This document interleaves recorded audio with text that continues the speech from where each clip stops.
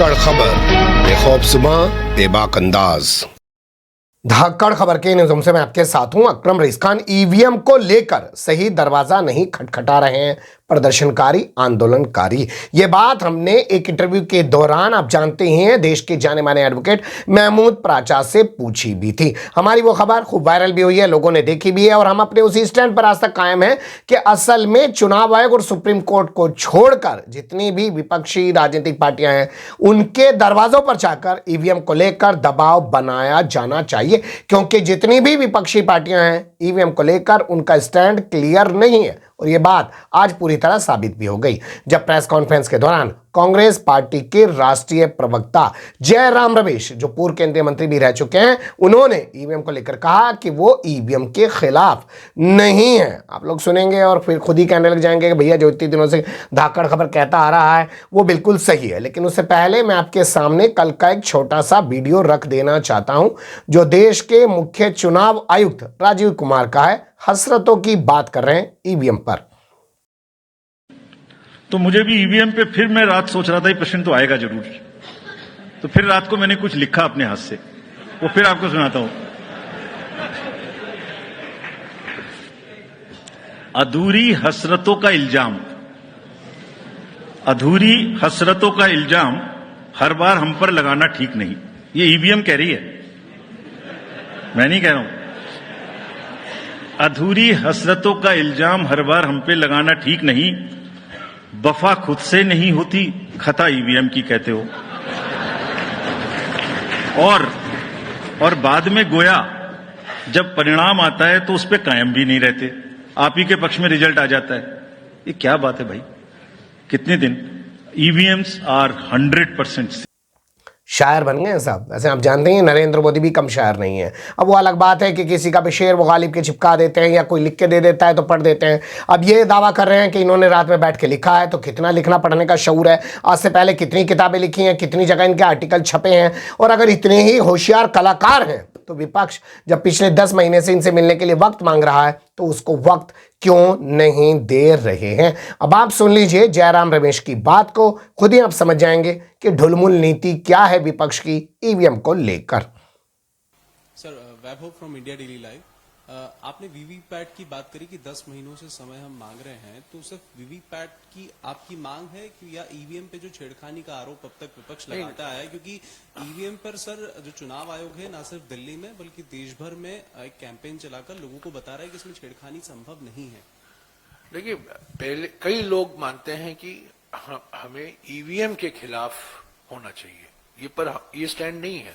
19 दिसंबर 2023 को जब इंडिया जनबंधन की बैठक हुई नई दिल्ली में, इस पर बात हुई और सभी ने ये कहा कि हमें ये नहीं कहना चाहिए कि हम ईवीएम के खिलाफ, ईवीएम के खिलाफ है, इलेक्ट्रॉनिक वोटिंग मशीन के खिलाफ है, हम इलेक्ट्रॉनिक वोटिंग मैनिपुलेशन के खिलाफ है। ईवीएम के तो बड़ी भाषाएं हो सकती है, ईवीएम इलेक्ट्रॉनिक वोटिंग मशीन हो सकता है और ईवीएम इलेक्ट्रॉनिक वोटिंग मैनिपुलेशन भी हो सकता है। मैनिपुलेशन के खिलाफ है और कई ऐसे मिसाल, कई लोगों का अनुभव है, कई अलग अलग पार्टियों के नेताओं से अगर आप बात करेंगे, वो ही कह रहे हैं कि ये मैनिपुलेशन का खतरा है और मैनिपुलेशन किया गया है। तो इसके लिए सुप्रीम कोर्ट ने भी कहा था कि नहीं पारित नहीं, वीवीपैट उन्होंने कहा था, वीवीपैट कहा था, हाँ वीवीपैट कहा था, उन्होंने वीवीपैट से नहीं इनकार किया। रैंडम सैंपल लेकर 5% वीवीपैट होना चाहिए, सुप्रीम कोर्ट ने कहा था। तो हम चाहते हैं 100% कीजिए, क्या है उसमें? आप ईवीएम इलेक्ट्रॉनिक वोटिंग मशीन का इस्तेमाल कीजिए, पर वीवीपैट भी हो। हम नहीं कह रहे हैं कि पेपर बैलेट में वापस जाइए, हम कह रहे हैं ईवीएम इस्तेमाल कीजिए, पर 100% वीवीपैट हो, ताकि जो मतदाता हैं उनको थोड़ा विश्वास हो। कई लोगों में विश्वास नहीं है। मैं गया था मध्य प्रदेश में, राजस्थान में, कई ऐसे इलाके हैं जहां कांग्रेस पार्टी 20,000, 25,000, 30,000 के मार्जिन से जीत रही है, अभी 3,000, 4,000 मार्जिन से हार रही है। बिल्कुल असंभव है।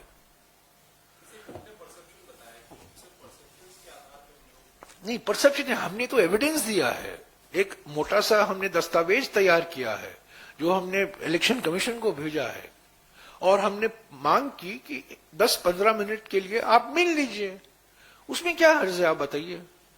हम बोलेंगे इलेक्शन कमीशन ऐसे बैठे रहेंगे, ठीक है, आ गया आपका memorandum, we will study it, बस उतना ही कहना है।